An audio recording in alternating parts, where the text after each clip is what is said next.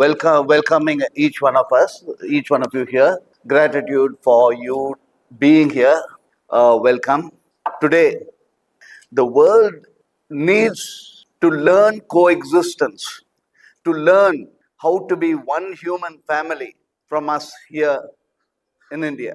When we look into the leadership of India, we are looking at the exemplary work done by Prime Minister Modi ji, which needs to be recognized from the perspective of consciousness. So, when we say consciousness, which you could say is the bedrock of peace, we are looking at it from the perspective of the quality of belief system, the quality of thoughts.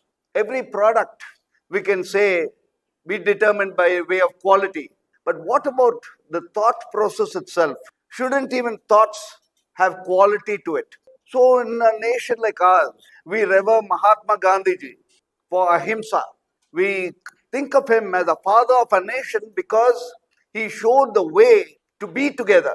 That is one as ahimsa. We venerate women. We worship women as Shakti. When we treat women with equality, respect, and veneration, there is happiness, inclusivity, righteousness in a community.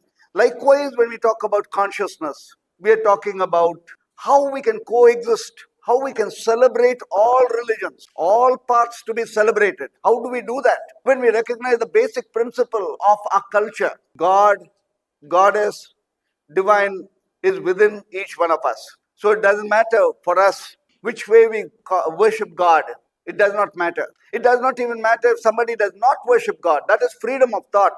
So when we say consciousness, we are looking at these basic principles allows us to coexist. When we, as declaration of consciousness, as a movement, when we evaluate leadership, Prime Minister Modi ji shows his exemplary ability to lead India through the various initiatives. And these initiatives, we look into it as from the factual end of points. Like, for instance, when we say the COVID diplomacy, we're able to support so many nations by giving them the COVID vaccine. What is not normal in the West is the ability to give for free without making it a big news, without making a big deal, because it was a part of our nature.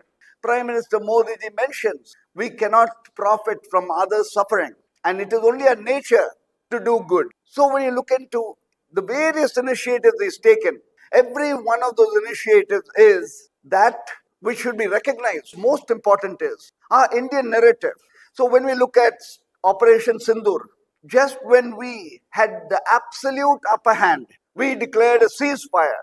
To make a decision to go for a ceasefire when we had an absolute upper hand meant a deeper truth.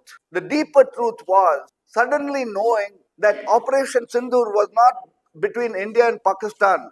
There was China involved. There were other countries involved. And they all wanted India to go into prolonged war.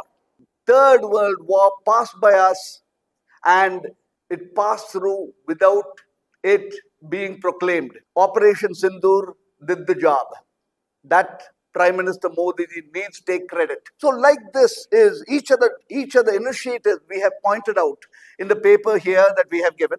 So, based on these points that we have over here, I would request you to go through it, because each of these points have been verified for what it is, and what we suggest for each of us is to go through the Declaration of Consciousness site, and when we are convinced, yes, that Prime Minister Modi ji needs to have the Nobel Peace Prize, please fill in the nominations individually and allow for the recognition of Prime Minister Modi ji, and especially our culture, our philosophy that needs to be learnt world over. What does Mother India mean? How do we manage?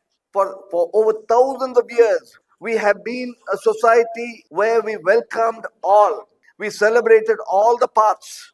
We understood the word freedom, the freedom of thought, the freedom of worship, the freedom to think and to progress, to align science with our belief systems, to upgrade our thinking. I am thankful and grateful for each of your presence here to be able to send a message across. We recognize a pristine leadership that we have. Imagine this vast number of people being lifted from poverty. And how did Prime Minister Modi manage to do that? He digitalized India. Today, so many other nations, Africa especially, so many other nations are being supported to digitalize. Why? To alleviate people from poverty to prosperity. And this is Prime Minister Modi literally sharing the most beautiful aspect of leadership. That is, everyone is benefited across the globe.